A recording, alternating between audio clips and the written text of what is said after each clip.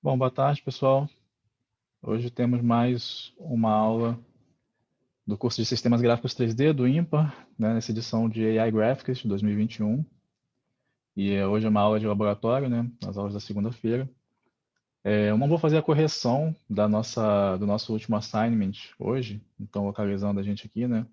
Na última aula a gente passou esse novo assignment de renderizar malhas e nuvens de pontos. E eu não vou fazer a correção dele hoje, porque hoje a gente vai ter um tópico bem importante, e eu vou dedicar todo o tempo a isso, e também depois no final para a gente poder discutir, fazer perguntas. E aí, então, a próxima aula de laboratório, que seria passar o último exercício, né, desse curso, aí a gente faz a correção e passa o exercício, né, porque geralmente passar exercício é mais rápido. E a gente consegue fazer as duas coisas, então, corrigir o anterior e passar o novo. Então, com isso, vocês ganharam mais tempo, né, para até pensar e ver aí. Eu sei que algumas pessoas me mandaram e-mail, né, que está tendo problema com coisas que podem ser bugs do PyTorch 3D. De fato, a gente vai ver hoje, inclusive, na parte de differentiable rendering, que existem alguns bugs, né, alguns desafios inerentes a trabalhar com coisas que estão no estado da arte, né. A gente está desenvolvendo aqui tecnologias que nunca foram feitas antes. E às vezes realmente escapa ali, né, um bug ou outro, como qualquer software. Então, nesse ponto a gente está aqui, né? E deixa eu ver se tem mais alguma coisa legal para a gente ver por aqui. Acho que não, né? Tá bom. Então, aqui vocês vão ver que a gente terminou a iluminação e rendering, né, na semana passada, e as próximas aulas do professor Luiz Velho seriam sobre differentiable rendering também. E isso porque, bom, o tópico é importante, né, como eu comentei, mas como vocês viram nas últimas aulas, tem duas grandes abordagens diferentes da gente lidar com o rendering, né? Que é isso de você criar imagens, poder fazer a visualização a partir dos dados da descrição da cena. Então, tem uma abordagem que é baseada na cena, né, nos objetos, que é a rasterização, e é essa abordagem que eu vou comentar. Então, eu vou falar sobre differentiable rendering a partir de rasterização. E tem a outra abordagem que é baseada na imagem, que implementada com Ray Tracing, né? Então, o professor Luiz Velho ele vai falar sobre differentiable rendering com Ray Tracing. E aí entram coisas assim... Nos dois casos, né, tem ideias muito interessantes de pesquisa. Essa é uma área bem ativa e recente. E, e os dois casos vão ter que lidar assim, com questões de probabilidade, como a gente vai ver, para conseguir fazer as coisas ficarem diferenciáveis, né? Então, machine learning em geral envolve bastante probabilidade, essas coisas. Então, tá bom. Vou passar, então, deixa eu ver. Aqui, ó. Então, aqui é a descrição, basicamente, do nosso roteiro, né, da aula de hoje. Então, hoje vocês não vão ter que entregar nada, né, não vai ser passando uma tarefa aqui. Mas a gente tem alguns objetivos a cumprir, né, de entender isso, que é o differentiable rendering. Então, e o que a gente pode fazer com ele, né? Entender, enfim, entender algumas coisas que eu acho que nos slides lá vai ficar melhor. A gente pode ver por lá e tocar. E aí, qualquer coisa, eu vou voltando aqui nos sites interessantes para mostrar para vocês, tá? Então, eu vou iniciar aqui a minha apresentação. E alguns desses slides eu peguei da apresentação do curso de PyTorch 3D do Facebook, no SIGGRAPH Asia do ano passado, né? Novembro, se não me engano, por ali, né? E aí eu vou mesclar, então, alguns slides que são meus, assim, e outros que são dessa apresentação, porque ela explica bem, assim, como a coisa funciona, né? Então, a gente vai ver tanto ideias por trás desse processo, como que tanto quanto a forma como o PyTorch 3D implementou isso e que é o que a gente está utilizando, né, como ferramenta. Então, nosso objetivo é entender o que é um differentiable render e o que a gente pode fazer com isso, quais partes do pipeline de renderização, né, podem ser um problema para a diferenciabilidade. Então, a gente vai ver que a rasterização ela apresenta alguns problemas com relação à diferenciabilidade e como é que a gente vai poder superar isso. E também né, conseguir ganhar familiaridade ali mais com a forma como o PyTorch 3D implementa isso e a gente entender, né, realmente os parâmetros, né, os atributos que a gente coloca lá na hora de criar um render, tá? Então esses são os nossos objetivos para hoje. E tá bom. Então, por que, né, um render diferenciável, né? Não sei nem qual seria a melhor tradução para isso em português, porque é um termo bem novo, né? Mas por que a gente construir uma coisa como essa? Então, essa é uma abordagem bem promissora dentro desse campo, né, de AI Graphics, porque permite que a gente faça uma conexão entre as propriedades, né, da cena em 3D e a imagem que a gente gera em 2D. Então, assim, é basicamente uma ponte, né? O Differentiable Render é uma ponte entre coisas que a gente faz em computação gráfica e visão computacional, né? Então, você pode entender a visão computacional como o inverso da computação gráfica, no sentido de que você quer conseguir inferir propriedades da cena a partir da imagem, né? Então, na computação gráfica, você quer gerar uma imagem a partir da cena, e agora na visão computacional você quer inferir algumas coisas, assim, iluminação,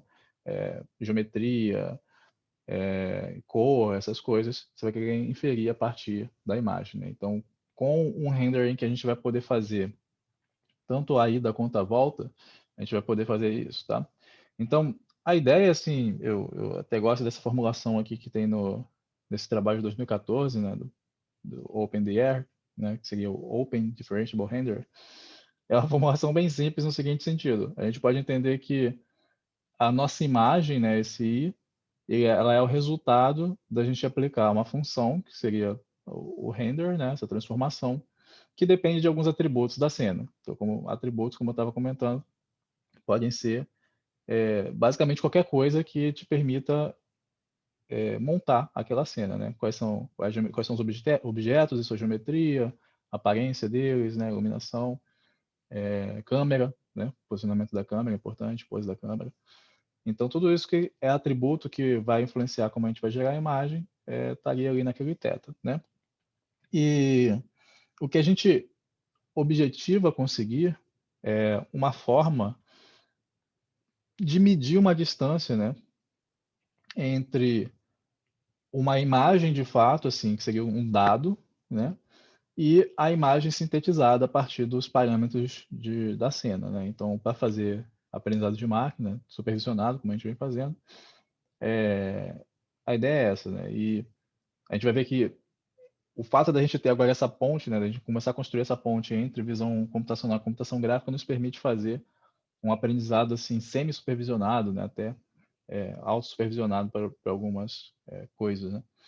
Então, aqui está sendo definida uma função de perda bem simples, assim, que você poderia pensar que seria a norma L2, né, a distância pixel a pixel entre a função, né, o valor sintetizado ali, a imagem, e a imagem de dado, tá? Mas você poderia pensar em métricas mais robustas, enfim, diferenciadas.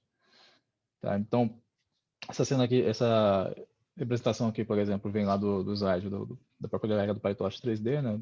Grupo de pesquisa do Facebook.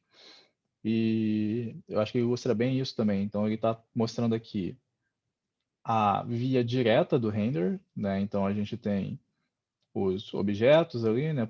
Que ele botou tudo em propriedades da cena, como a malha, a textura. Aí tem transformações, e a gente viu que existem diversas transformações, né? Diversos espaços em que a gente vai trabalhando até conseguir a imagem, né? Então, o próprio objeto ele tem o espaço de referência dele, aí a gente coloca o objeto dentro de um sistema de coordenadas do mundo e aplica a transformação da câmera para fazer uma projeção, e aí você tem também uma normalização, né, para o espaço normalizado do dispositivo, para você poder fazer recorte. Enfim, cada tipo de operação dentro desse pipeline vai sendo realizado dentro de um espaço diferente. Então, você tem essas transformações e tem a parte de renderizar de fato, ok, então agora como é que eu vou construir essa imagem, e a gente vai ver que na renderização e por rasterização, né, vai estar dividido ali duas etapas, que uma é determinar quais são os pixels, né, que vão ser preenchidos, ou seja, aqui quais triângulos, né, quais polígonos ali daquela malha, que pixels eles vão ocupar, né? Então tem essa parte de rasterização, de calcular uma representação matricial daqueles triângulos. E a outra tá, agora que eu sei que eles vão ocupar esses pixels, que são esses aqui que eu tenho que acender, qual é a cor, né? O que eu tenho que trabalhar em cima, e, enfim, iluminação, como é que a gente consegue fazer uma visualização melhor disso. Então tudo isso seria a etapa direta, né? E acabaria ali então nessa imagem RGB. E dependendo do que você estiver trabalhando, você pode gerar com canal alfa, ou você pode gerar só uma imagem de profundidade, enfim. Só que aí tem um passo a mais que a gente está querendo fazer, que é o de incluir essa função de perda, né? Então eu teria que ter uma imagem de referência para eu comparar com a minha imagem sintetizada agora e eu poder fazer todo esse processo inverso, né? Então a partir da perda a gente vai poder calcular ali derivadas, né? Então calcular esse gradiente tomando derivadas em relação a qualquer parâmetro da cena que a gente queira, né? Então você vai poder pegar em relação à luz, à câmera, né, à malha, à textura. Então, idealmente, você gostaria de poder fazer em relação a qualquer parâmetro da cena, né? E o que isso permite, né, que a gente possa fazer? Então, ainda motivando. Por exemplo, esse exemplo aí do OpenDR é bem interessante, assim. Então, o que ele está fazendo aqui a partir de uma imagem da Terra ali esse primeiro frame à esquerda. Então tem uma imagem do planeta Terra com uma determinada iluminação, uma determinada posição, né? E ele tem uma outra imagem, aqui a gente vê ali no segundo frame, que é inicialmente a imagem sintetizada, né? E você vê que ele vai, então, otimizar 3 parâmetros ali, translação, rotação e iluminação, para fazer com que a imagem sintetizada, que inicialmente a gente consegue ver toda a Terra ali no centro, né, uma esfera bem grande até, né, tá maior em relação ao nosso objetivo ali, e aí a gente consegue então fazer com que essa imagem se aproxime da outra, né? Então você percebe que a textura ainda né, diferente, porque essa é a textura que foi usada ali na imagem, não é exatamente igual àquela primeira, mas na medida do possível a gente conseguiu aproximar esse resultado que foi sintetizado. Não que o primeiro não tenha sido também, né, mas é que o primeiro a gente considera o dado, né, a referência. Então, o segundo resultado que a gente queria aproximar, a gente conseguiu aproximar do nosso dado de referência, né? Então, você vê que a iluminação fica parecida, assumiu ali a parte de baixo, o tamanho, né, ficou parecido, e até uma pequena rotação aconteceu ali naquele objeto, tá? E esse OpenDR, né, ele faz uma formulação em que essa função f, né, o resultado que a gente tem no final, né, da imagem, ele dependeria então de 2 grandes atributos, assim, um que é a aparência, esse A ele colocou como aparência, seria tudo que está relacionado à cor, né? Então, iluminação, a cor dos objetos realmente ali na cena, e o outro que ele colocou como U, que seria realmente a parte de geométrica, né, das coordenadas, já num espaço normalizado do dispositivo, tá? E aí, se você quiser, então, tomar derivadas em relação à aparência, você pode ir diretamente, né, em relação a atributos de cor, você pode pegar diretamente ali a partir da imagem. Mas se você quiser chegar na câmera, que é esse C à esquerda, ou na geometria, né, que está ali no V, aí você tem que tomar, então, usar a regra da cadeia e derivar em um em relação ao outro, né? Então, é um trabalho interessante de vocês darem uma lida depois, mas a gente não vai se concentrar tanto nesse, porque é um trabalho mais de base, assim, tem ideias boas e tal, mas a gente vai ver que o PyTorch 3D implementa uma coisa de um outro trabalho que a gente aí sim vai olhar mais a fundo. Então, outro também que é interessante é esse Neural 3D Mesh Render, né? Então você vê que ele veio bem depois ali, né, 2018, e ele já está mais próximo do que vai ser levado como referência ali pelo PyTorch 3D. E aqui ele está fazendo uma transferência de cor, assim, né? Você pode até pensar como estilo, mas é mais uma transferência de cor, um mapeamento ali de textura por meio da rede neural, né? Então, aqui à esquerda você tem a imagem que você vai projetar em cima da geometria do boolean, tá? Então, você teria só a geometria ali e depois você consegue ter o boolean texturizado ali com aquela imagem. E você observa que, né, 360 graus ele está completamente coberto por aquela imagem, né? E isso foi feito utilizando o Differentiable Render. E se vocês forem atrás, eu coloquei como referência lá no site, e aí vocês derem uma olhadinha na referência desse trabalho, você vê que eles conseguem fazer várias outras coisas, assim, não só essa parte de cor, mas toda a parte de geometria também se consegue modificar, enfim, iluminação, câmera, tá? Mas também tem algumas limitações. E o terceiro trabalho aqui, que é o que a gente vai se concentrar mais, é esse Soft Rasterizer, então um trabalho um pouco mais recente, né, de 2019. E aqui estou dando o exemplo de reconstrução 3D a partir de imagem, né? Então, apenas a partir da imagem, utilizando o Differentiable Render, a gente consegue recuperar ali a geometria. Inclusive, o próximo assignment vai estar relacionado a isso, tá? Tanto a gente conseguir ter uma geometria, quanto recuperar a textura a partir de imagens. E tá, então é muito legal, realmente parece importante, né,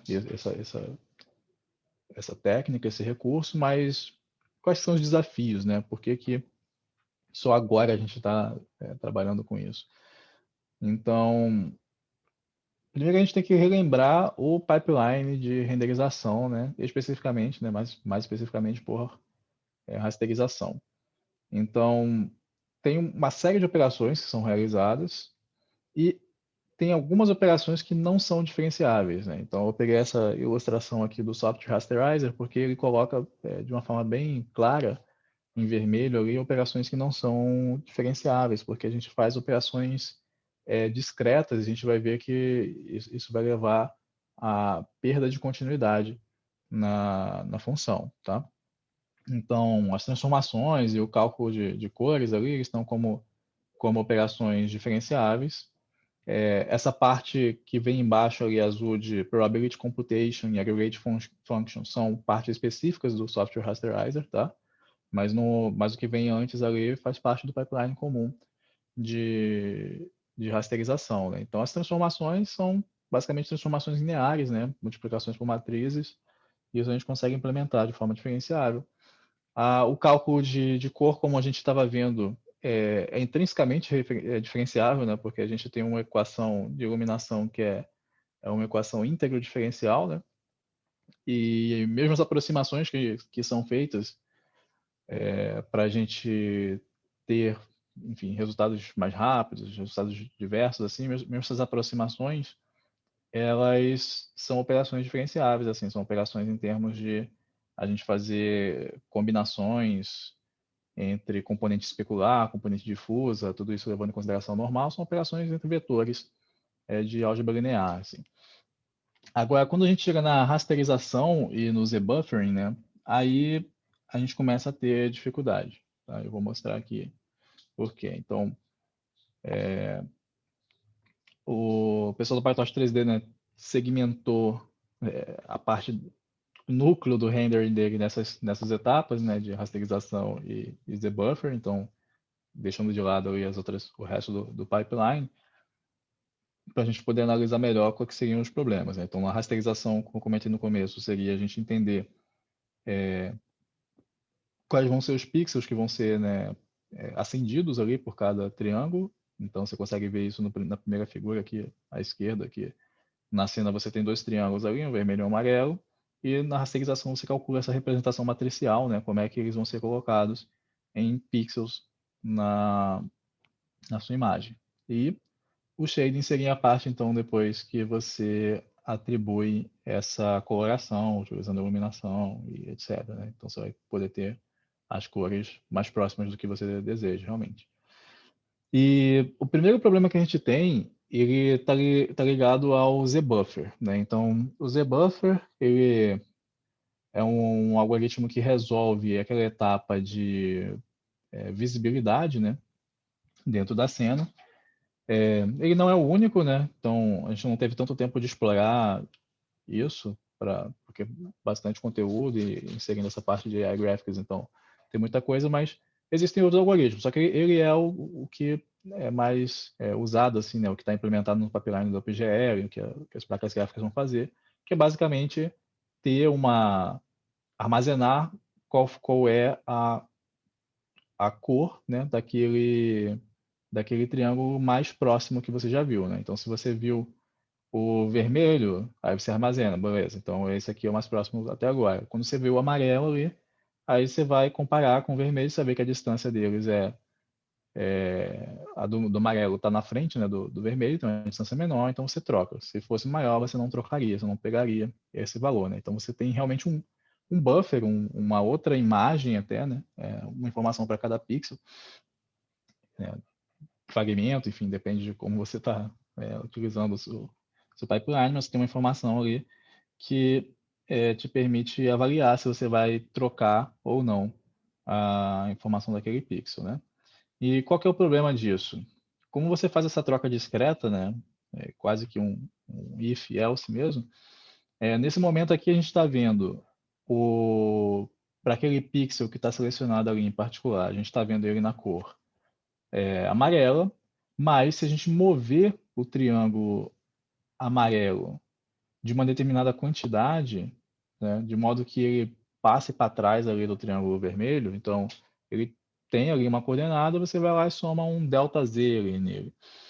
E você vê que a cor vai ser trocada instantaneamente de amarelo para vermelho, né? Então você tem esse salto, né, essa descontinuidade na função de cor que você está atribuindo àquele pixel, tá? E aí a solução que vai estar implementada no PyTorch 3D é utilizar uma agregação soft, como ele chama ali, né? Que ao invés de você trocar bruscamente a cor, simplesmente pegar a cor do triângulo que está mais próximo, você vai fazer uma combinação entre todos os triângulos que tiverem ali naquela direção. E a gente vai ver melhor como isso funciona, porque essa é a ideia do software rasterizer, tá?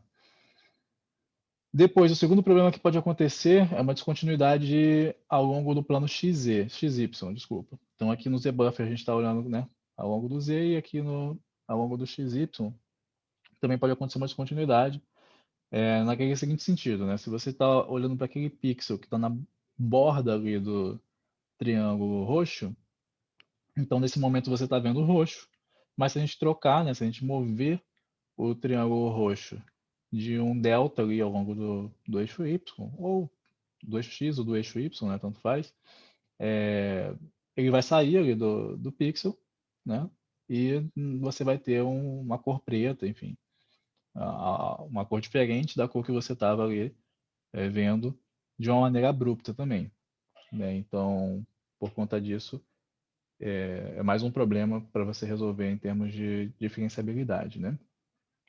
E aí a solução vai ser fazer também uma agregação soft, né? Mas aí nesse caso você vai ter um borramento das bordas dos objetos, né? No caso dos triângulos que compõem uma malha, tá? Então essa também é a solução do software rasterizer, a gente vai ver melhor como que ela funciona, né? Então da própria referência lá do PyTorch 3D, você encontra referência a esses outros trabalhos, né? Os dois primeiros foram os que a gente comentou ali no começo. A gente não entrou em detalhe no funcionamento deles, mas são boas referências, vão na direção do que a gente quer. O terceiro é um dos que o professor Luiz Velho vai falar mais à frente, porque ele lida com Ray Tracing, né? Aquela abordagem que é baseada na imagem para renderizar. Aí esse quarto é o software rasterizer, chegamos onde a gente quer, né? Então a implementação que tem no PyTorch 3D é uma modificação em cima dessa, tá? E tem mais um outro trabalho ali do Shen que também vale a pena dar uma olhadinha, mas que a gente não vai entrar em detalhes aqui hoje. Então, pegando aqui do próprio artigo, né, do Software Rasterizer, qual que é a formulação deles, né? Então, ao invés de olhar esse processo de rasterização como uma máscara binária, né? E o Z-Buffer como eles chamaria de one hot, né? Que seria assim, ao longo do Z eu tenho vários triângulos, mas eu só vou selecionar um daqueles, né? Que é o mais próximo. Então eu tenho, se eu tivesse uma lista, né, um vetor representando cada um desses triângulos, eu teria um no valor do mais próximo e zero em todos os outros. Então seria isso a representação one hot. Então, ao invés de fazer isso, vai tentar modelar, né, remodelar essas operações de uma maneira que seja diferenciável, assim, né? Ele chama de soft, porque não vai ter esses saltos, essa discretização como antes, tá? Então, essa ideia aqui é uma ideia muito legal, porque eles vão fazer a reformulação realmente do processo de rendering, inclusive da versão direta. Tá? Se vocês olharem os outros trabalhos que a gente mencionou aqui, o OpenDR e o Neural 3D Mesh Renderer, o que eles fazem, assim, para a versão direta da renderização é utilizar um pipeline tradicional de gerar a imagem, só que aí eles bolam, assim, heurísticas para descrever o que poderia ser a, a derivada, né, no processo inverso. Tá? Então, eles constroem, né, heuristicamente, assim, estimativas para a derivada em relação a cada um daqueles atributos, né, aquelas propriedades da cena, para o processo inverso, mas o processo direto é o mesmo. Aqui no Software Rasterizer, ele realmente vai remodelar o processo de rasterização, tá, por meio de coisas assim, probabilísticas, para deixar a coisa mais soft, como ele diz. Né? Então, ao invés de ter essas descontinuidades, por conta da discretização, você vai ter realmente um processo contínuo. E a gente vai ver aqui como é que eles formularam isso, tá? Então, a primeira coisa que eles pensaram é que o triângulo ele vai ter uma borda, ele vai ter uma borda suave, assim. Então, a contribuição dos triângulos para um pixel vai depender de uma probabilidade. Então, antes a gente tinha que um triângulo, ou ele está, né? Se ele for mais próximo, ele está dentro do pixel, ou se ele estiver mais afastado, ele não está, né? Agora, e a mesma coisa, né, em relação ao XY ali, né? Se tá dentro daquele campo, ele está, se não, ele não está. Então agora a gente tem uma coisa que é mais tipo um conjunto nebuloso, assim.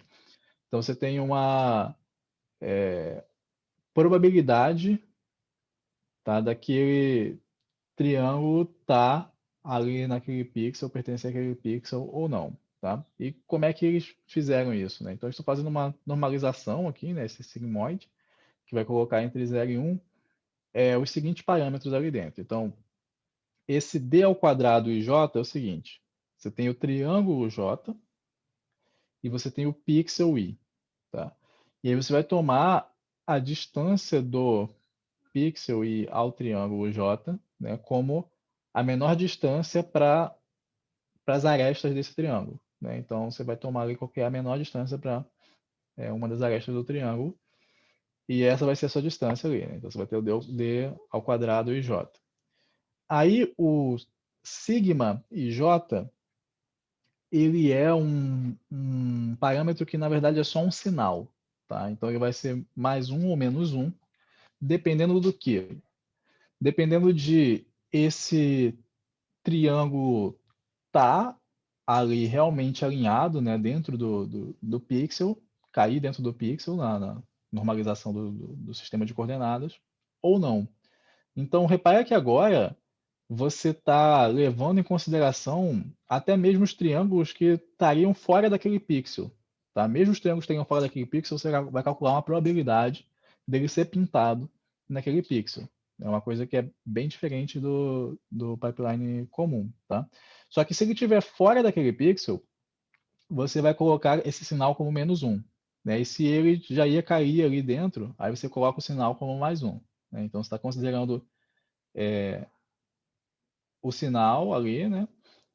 A distância e um parâmetro sigma, que é um parâmetro de controle que você vai ter sobre como essa distribuição de probabilidade é modificada. Então, a ideia é que se esse sigma for para zero, se esse sigma for para zero, você cai no caso da renderização comum.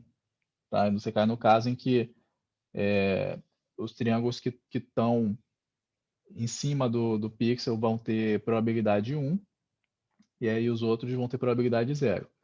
E se você reparar essa normalização, né, se você reparar esse sinal, essa questão do sinal na normalização, faz com que naturalmente os triângulos que estariam fora daquele pixel, quando normalizar, eles vão ficar com um valor de probabilidade entre 0 e meio, e os triângulos que cairiam dentro, né, os que vão estar no caso positivo, eles vão estar com um valor de probabilidade de meio para cima, né, entre meio e 1.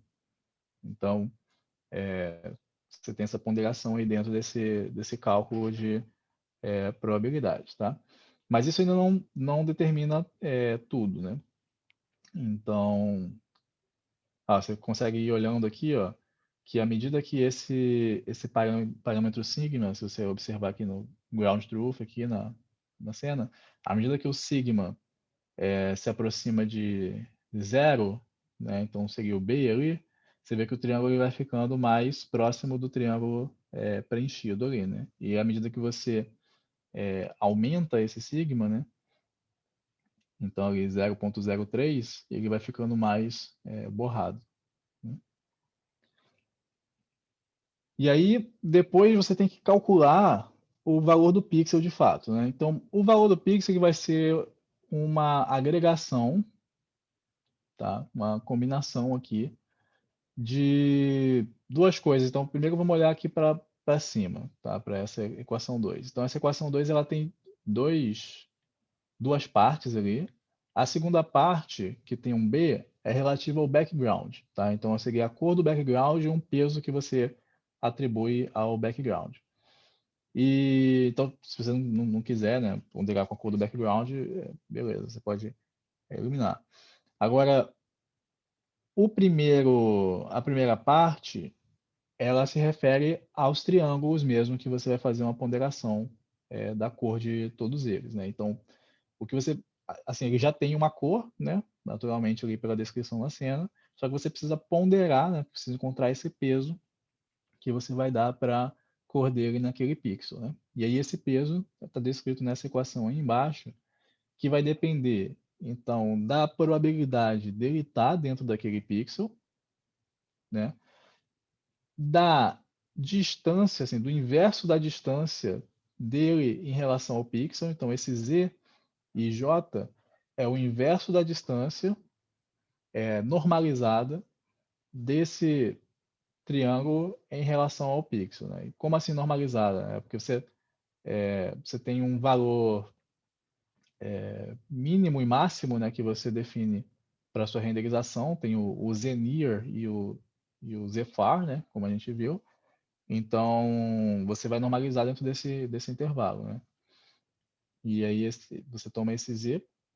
E o gama, ele é um parâmetro também de controle, assim como o sigma, tá? E da mesma forma, quando você aproxima o gama de zero, você faz esse peso tender ao z-buffer tradicional.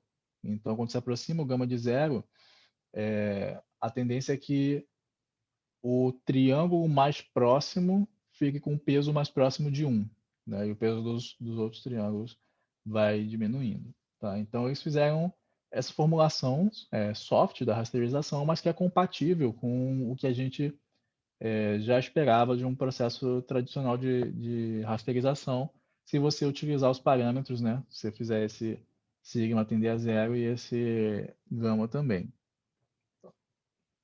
E aí eles até dão uma comparação com tanto o OpenGR como o Neural Mesh Render em relação à formulação deles, porque, como eu comentei, esses trabalhos eles usam o processo de renderização direta, né, tradicional, e depois eles criaram heurísticas, né, para estimar como que seria a propagação na volta, né, qual que seria o gradiente. E aí, no caso do OpenGR, ele consegue calcular gradientes próximos, assim, fazer variações que estão próximas daquele triângulo. No caso do Neural Mesh Render, ele já consegue fazer um pouco mais afastado, mas apenas nas direções ali, paralelas ao x e o y, né? Porque ele faz uma formulação que você pode até pensar um pouco, né? Fazer uma analogia com uns filtros que a gente vê que calculam derivadas em imagem, né? Por diferença finita. E então ele perderia, por exemplo, aquela região que está em branco ali do PI, né? Que está marcado. E já o Software Rasterizer, ele permitiria, né, toda essa região em rosa ali, você calcular gradientes em relação a x e a y, porque realmente toda a formulação independe do espaço, né, assim, da onde que está, né. E mais uma vantagem é vista ali em cima, né, então, no desenho A, você vê que os trabalhos anteriores não conseguem tirar derivada em relação aos triângulos que estão oclusos, né, o que a gente não consegue ver. Porque como eles usam o processo tradicional de renderização, eles estão limitados pelo Z-Buffer, que pega informação apenas do triângulo mais próximo. Mas no Software Rasterizer, que você vai utilizar a informação de todos os triângulos, você tem, então, informação dos triângulos que estariam oclusos, porque na verdade eles contribuíram de alguma forma para formar o valor daquele pixel, e aí você consegue também propagar gradientes e fazer modificações de propriedades que pertencem a esses triângulos, tá? Legal. Então, esse trabalho é o Software Rasterizer e esse é o trabalho em que a galera do PyTorch 3D, né, a equipe que faz manutenção do projeto, mais se baseou para o Differentiable Render que a gente tem lá para malhas no PyTorch. Tá?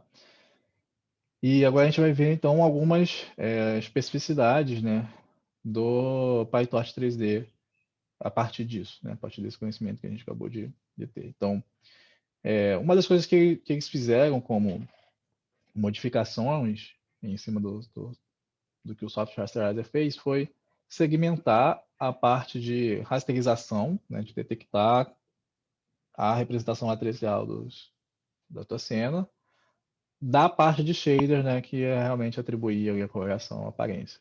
Tá? Então, no Software Rasterizer, essas etapas estavam acopladas. Claro que a gente pensa, né, quando a gente pensa no pipeline, a gente pensa de forma separada, né, mas a implementação em software ela pode acontecer um pouco diferente, né?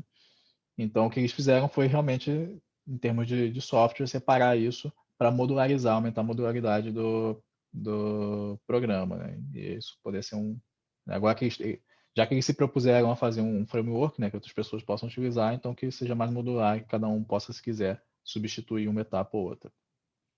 Então, tem essas duas etapas. Aí, o que está ali embaixo, né, que poderia parecer repetitivo para quem, se você não tem o contexto, né, two-step rasterization, não se refere aí a essas duas etapas, né, se refere a eles fazerem duas passadas realmente para rasterizar. Né? Então, isso pode parecer, a princípio, mais custoso, né, menos eficiente, mas, na verdade, eles fazem isso para aumentar a eficiência, e a gente vai ver que o software rasterizer, né, para cada pixel, ele vai levar em consideração todos os triângulos, né?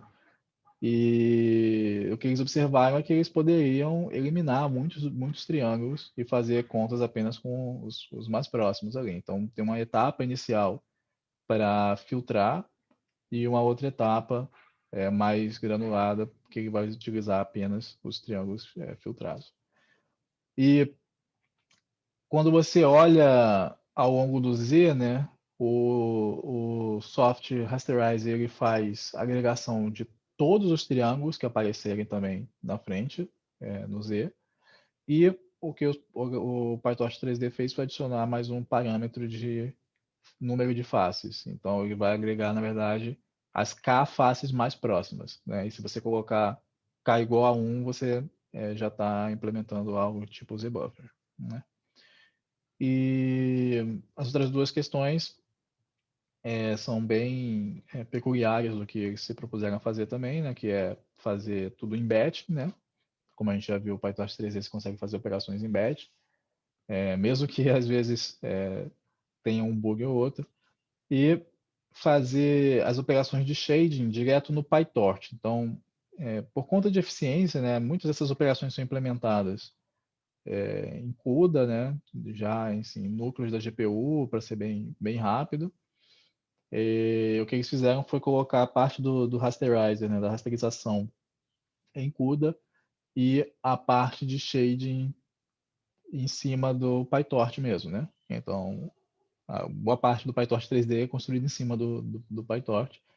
E aí o PyTorch, sim, ele tem algumas funções que vão para mais baixo nível, né? Em cima de CUDA e tal. Mas o fato de você dar essa API de mais alto nível, né? Permitiria que as pessoas trocassem essa atribuição de shader de uma maneira mais simples, né? E isso é bom, assim, até pelo que o professor Luiz Velho comentou nas últimas aulas, né? Quando a gente programa, por exemplo, em OpenGL,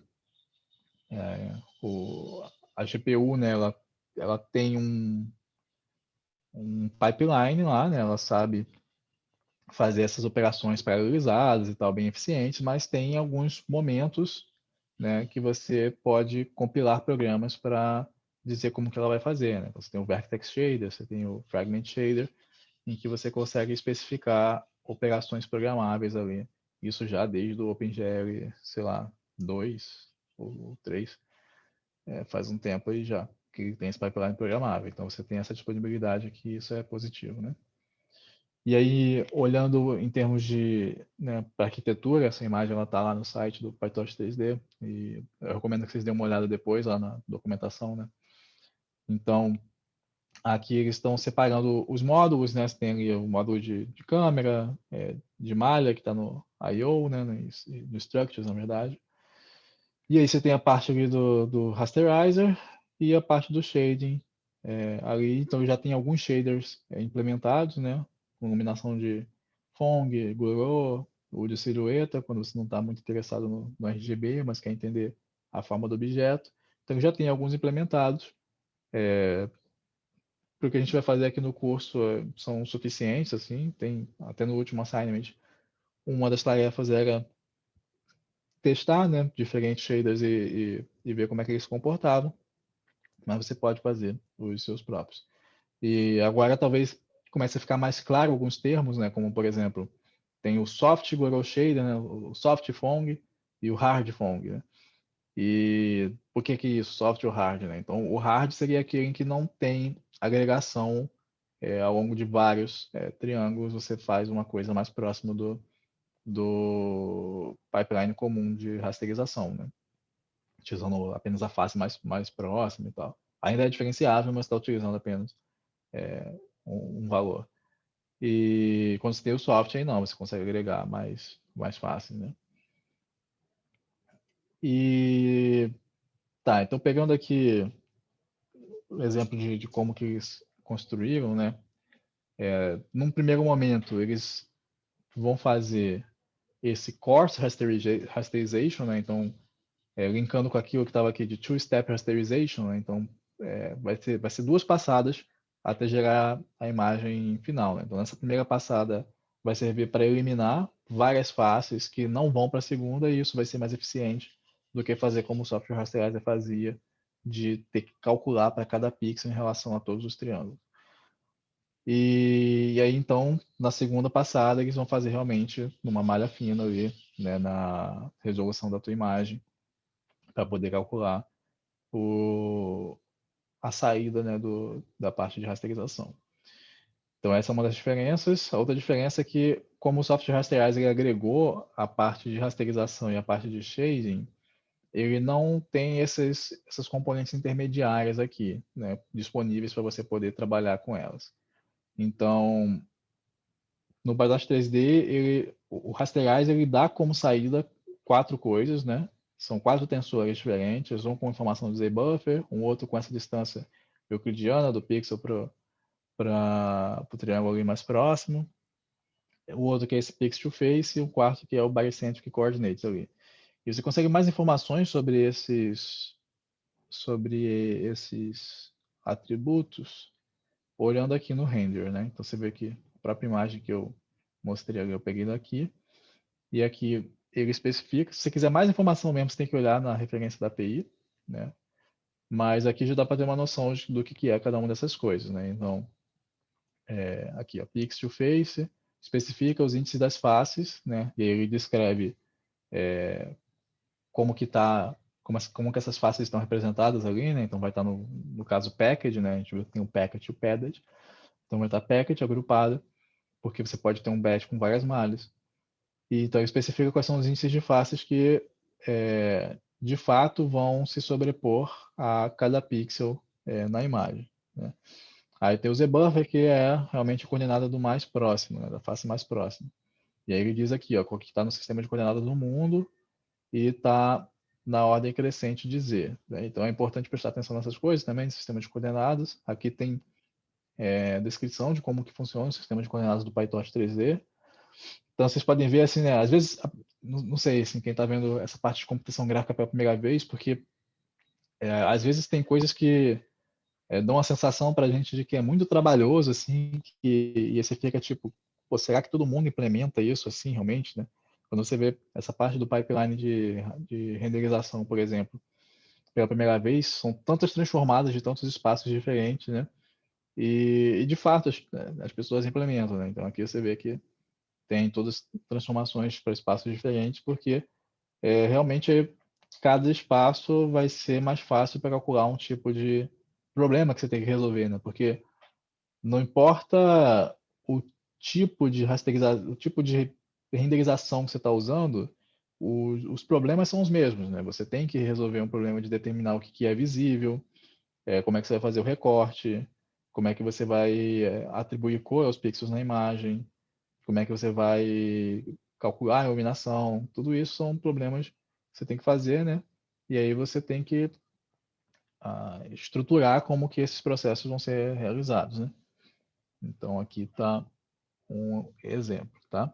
Então essas quatro coisas aqui, né? Esses quatro tensores, eles são saídas da parte de rasterização e você pode utilizar eles para compor o seu shading depois, né?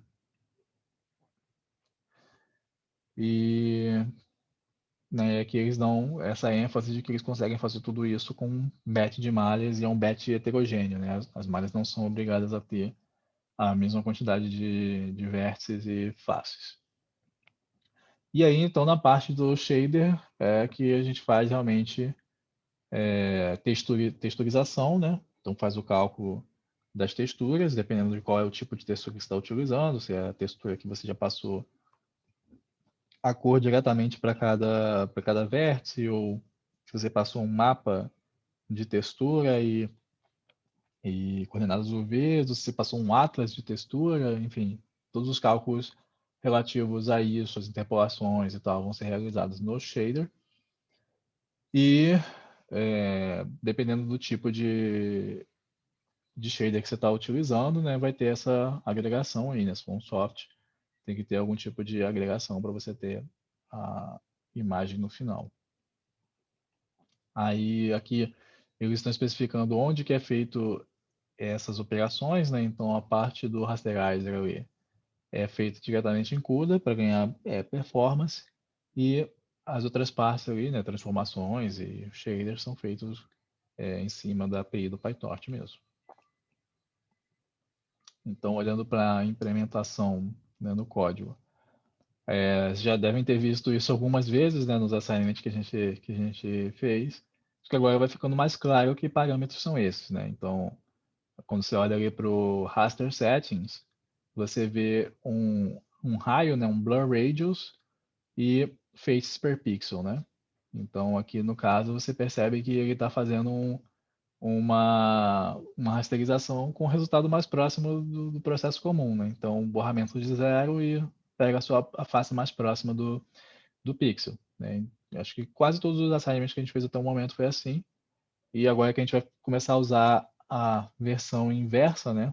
Versão inversa, vai utilizar a parte inversa, né, do render.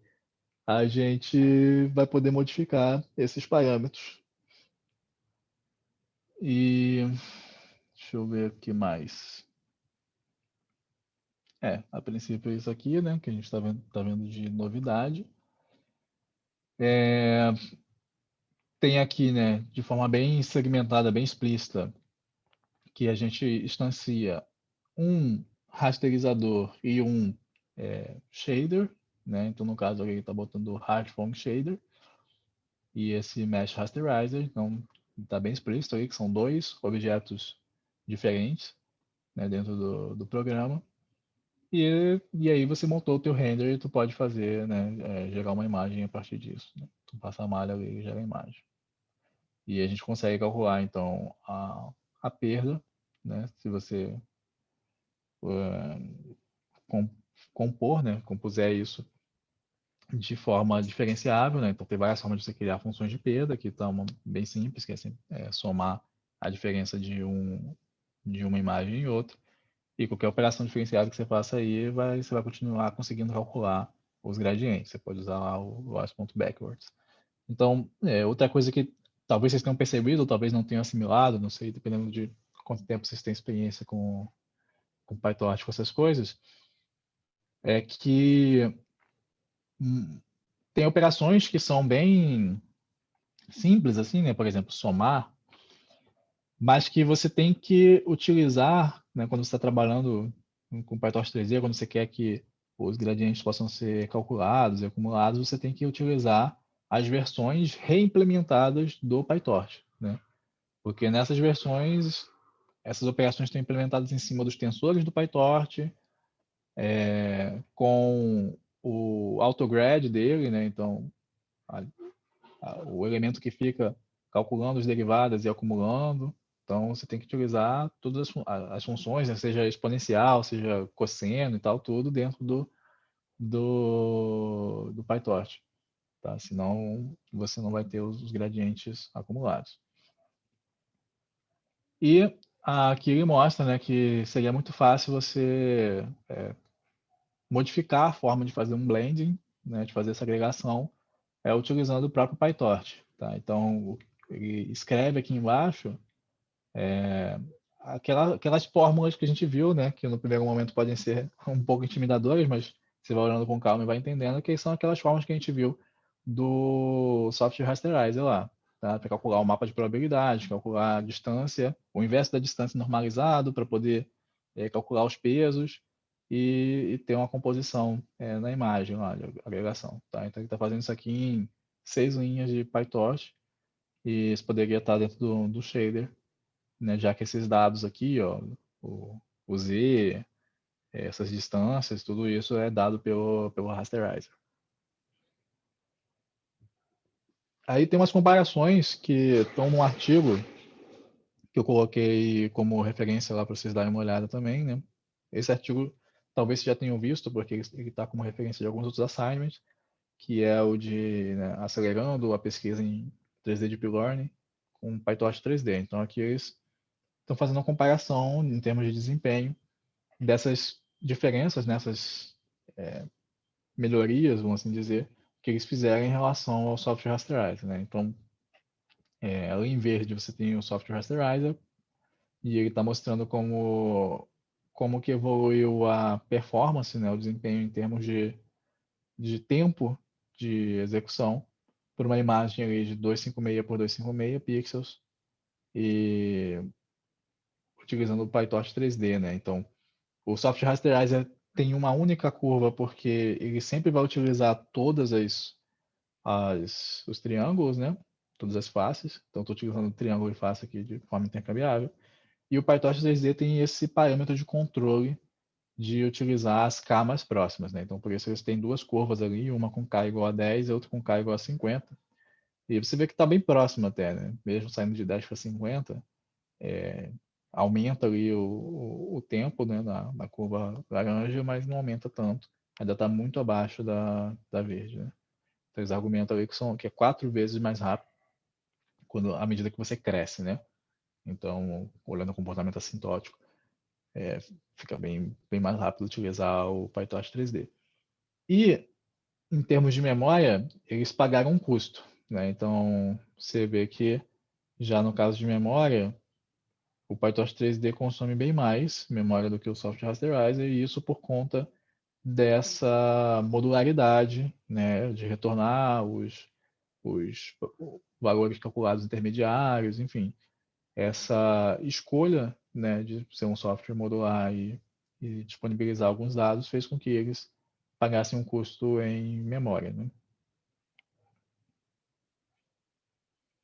E aí a conclusão seria que é melhor, né, significativamente melhor utilizar o PyTorch 3D para malhas muito grandes, né, de alta resolução. E no caso ali eles botaram heterogêneos, mas é porque não tem comparação, né? Porque em termos de malhas heterogêneas, pelo menos até o momento desse relatório, eles eram um dos poucos trabalhos que faziam isso, assim. Então, em geral, os trabalhos que faziam operações com malhas faziam com malhas que tinham que ter uma certa regularidade. Então, aqui eles colocam alguns, né, casos de uso, alguns, na verdade, né, vários desses a gente já viu nos tutoriais, são casos de uso em geral do PyTorch 3D. Em termos de renderização diferenciável, a gente tem, bom, esse segundo aqui da vaquinha, né, a renderização direta, o, o que a gente ainda vai fazer, que é esse 3D Shape Prediction with Texture. Então, dado uma imagem, né, na verdade um conjunto de imagens, você conseguir aproximar uma malha do objeto que está na imagem, e inclusive recuperar a textura. Então esse vai ser o próximo assignment. E dentro do próximo assignment também vai ter o pose optimization, né? Então dado uma pose de um objeto e só a malha daquele objeto, você conseguir encontrar qual era a, bom, a pose do objeto, a pose da câmera, né? Então, assim, tem essa dualidade. Você conseguir encontrar qual o parâmetro de transformação que você tem que fazer para ter uma imagem naquela mesma pose. E agora eu vou mostrar um pouco de um experimento, né, que eu trabalhei no passado, utilizando esse render, né? E então há algum tempo já trabalhava com panoramas equirretangulares, desde, enfim, a minha graduação, assim, meu projeto final de curso foi baseado nisso. E eu queria testar se a gente conseguia, então, fazer alguma coisa dentro da esfera com isso, né? Então, eu tenho aqui uma imagem que é uma panorama aqui retangular, é uma imagem de 360 graus, né? Você vê que quando você faz esse mapeamento da esfera, né, no plano, você tem essas distorções, né? Coisas que eram retas ficam curvas, né? Você está pegando basicamente ali uma amostragem da função plenótica num determinado ponto do espaço, num determinado momento, né?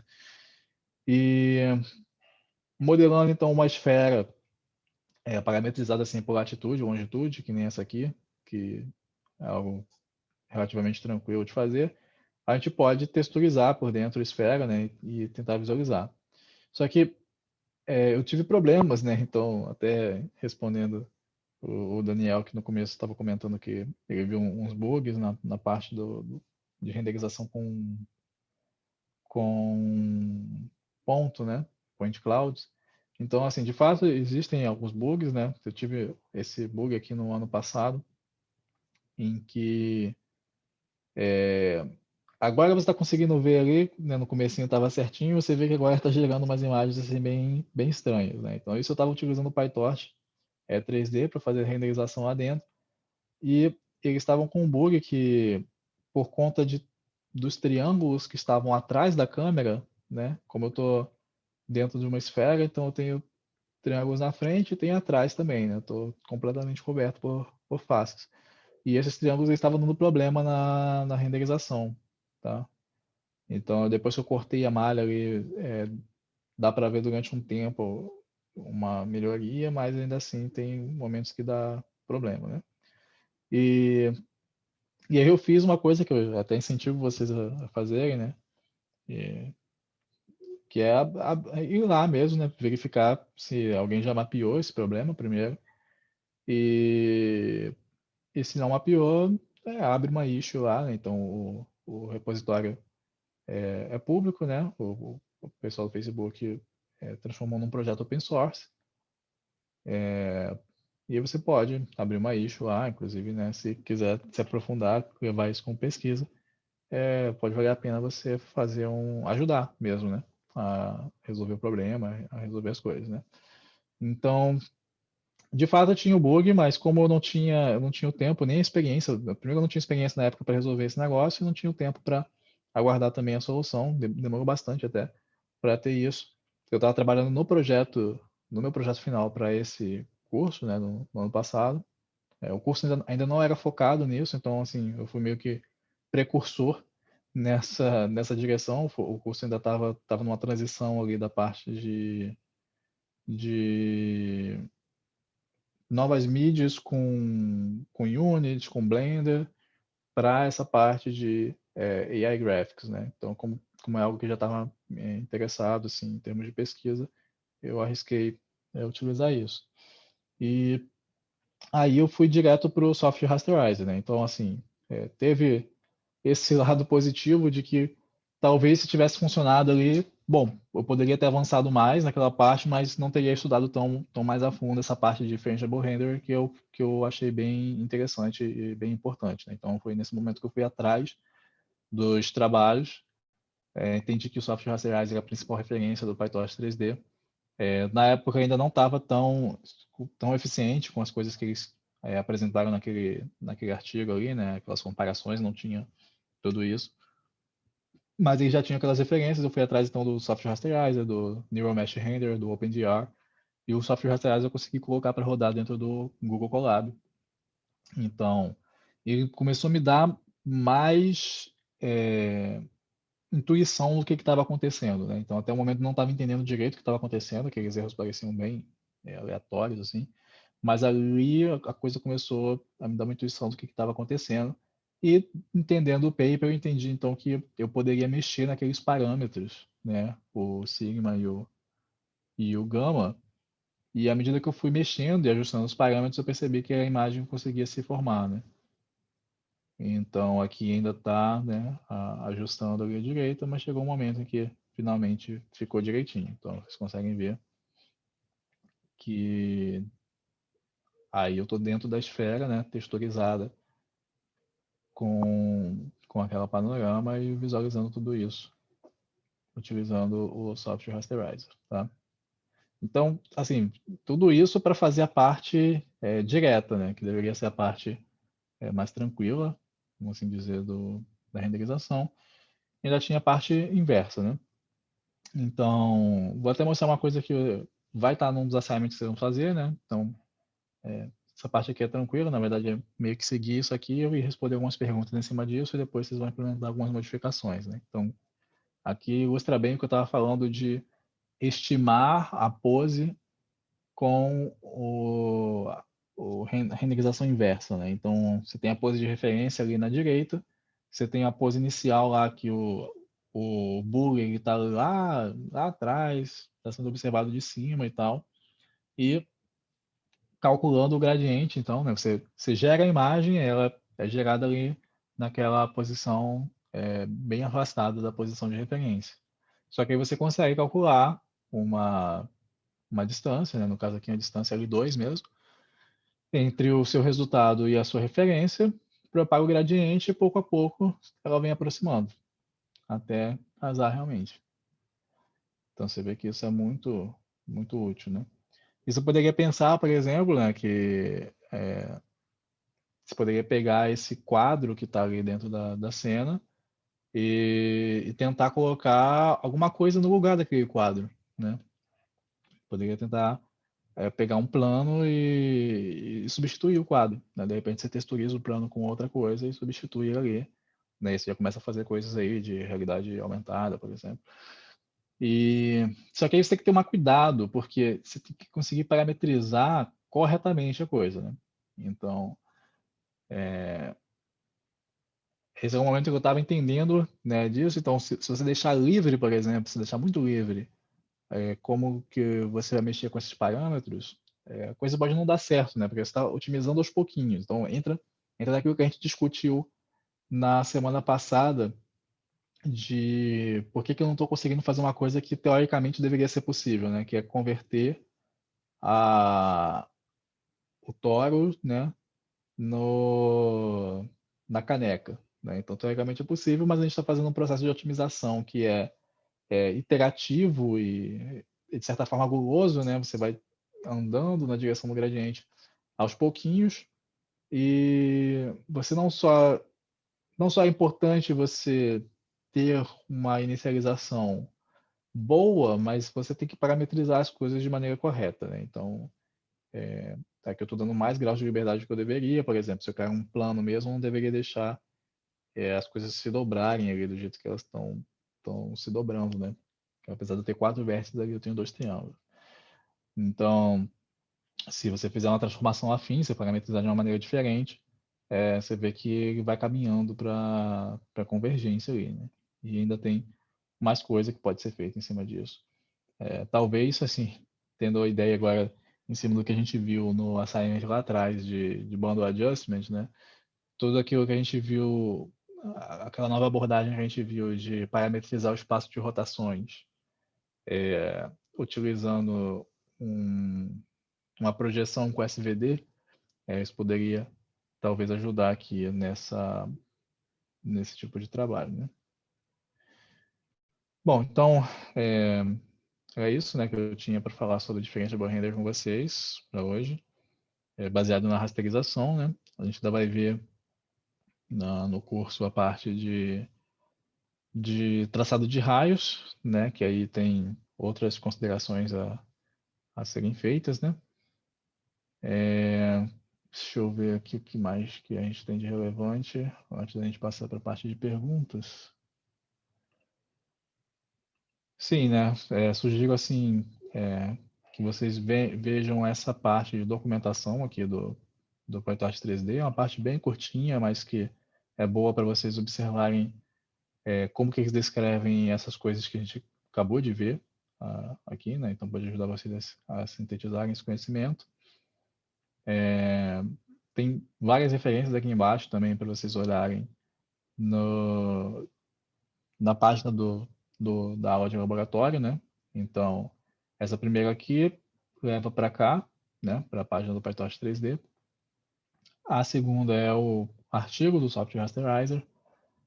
A terceira é o artigo falando sobre a implementação do PyTorch 3D, né? Tanto do render como de outras coisas que a gente já viu também, né? Operações em batch, etc. Esse aqui é do Neural 3D Mesh Render. Acho que vale a pena a gente abrir aqui para você ver alguns exemplos que eles mostram. Né? Então, ele também já fazia aqui, né? Reconstrução 3D a partir de uma única imagem, utilizando esse render. Eles fizeram comparações com o trabalho de voxels.